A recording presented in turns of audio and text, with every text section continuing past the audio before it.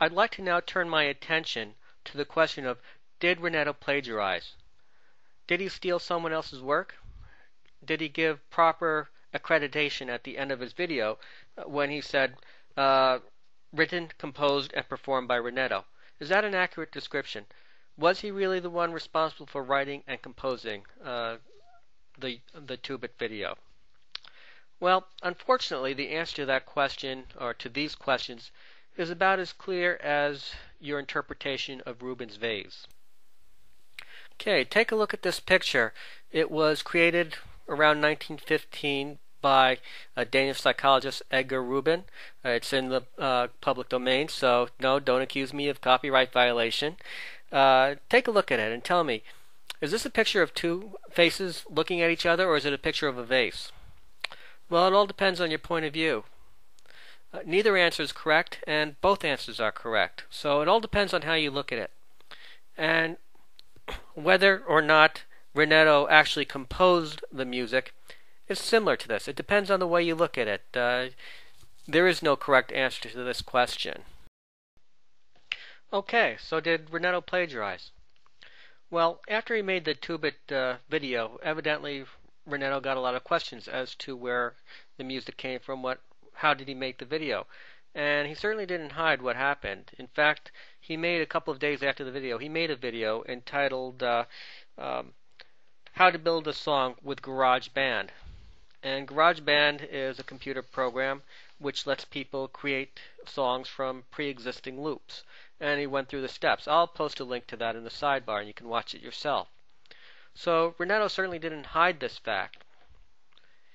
Did he properly disclose this fact in the credits of his video, in the 2-bit video? No, he didn't. Does that make him a plagiarist? That's kind of a tricky one to answer. Certainly, it doesn't look to me like his intention was to hide the fact. My guess is he probably just didn't think about it. Now, if this were a scholarly paper, if his 2-bit video was a scholarly paper that you turn in to college, or you turn into a college professor and you expect a grade, or you bring it to a presentation where scholars from around the country are criticizing it, or you're trying to publish it in a scholarly journal, yes, I would say that this was indeed plagiarism, because in those venues you are expected to cite your sources. Now, for something like this, clearly this GarageBand program has pre-existing loops. The people who provide this program evidently expected people to use those loops in creating videos or whatnot, in creating new songs. So certainly Renetto had the right to use this loop.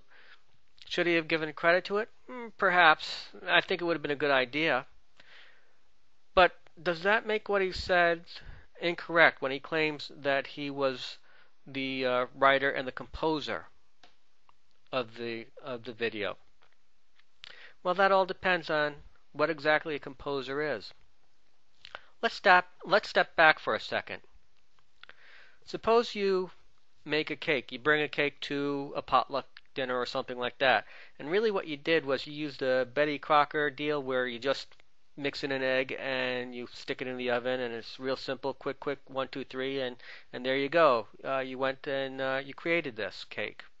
And you bring it to the potluck dinner and you say, I baked this cake. Well, are you a liar? Just because you didn't start from scratch and you didn't get the flour and you didn't get all the ingredients and you didn't create it from scratch, are you a liar when you claim that you baked the cake? What exactly is a composer? What exactly does it mean when Renetto says, I wrote and I composed this? Well, certainly he assembled the building blocks in a unique way, so he did in fact compose it. Should he have included in the credits song loops taken from GarageBand, or if he knew where GarageBand got the loops, and I don't know if he knew this or not, shouldn't he have credited the people who originated it? Yeah, he probably should have. Does this rise to the level of plagiarism? Is this something worthy of accusing Renetto of stealing other people's works? I don't think so. People may differ on that, but I really don't think so. I don't think there was an intent to defraud here. And I suspect Renetto's not the only person who fails to fully accredit the music on their videos, exactly where it comes from. It'd be interesting to have a survey to see what is actually done in everyday use amongst lots and lots of video producers. What is the practice? Not necessarily the best practice, but what is the most common practice? When people create videos with music in the background, do they always cite the music exactly where the clips or the subclips came from? I suspect not. So my gut feeling tells me that what Renetto did pretty much falls in line with what's actually practiced by many YouTubers. Now, if he were producing a professional video in which it were to be shown at the movie theaters, you'll expect to see 10 or 15 minutes worth of credits scrolled by slowly. In that case, where you give the full credits, where the full credits are expected, then if he left this crucial information out, then I'd say, yeah, what Renetto did was clearly over the line. What he did was wrong. He used somebody else's work. He should have credited it. In this situation, I kind of have a feeling that this falls within, if not acceptable practice, what's actually done by many, many people. So I think that in this situation, Greg didn't quite do all the homework that he did.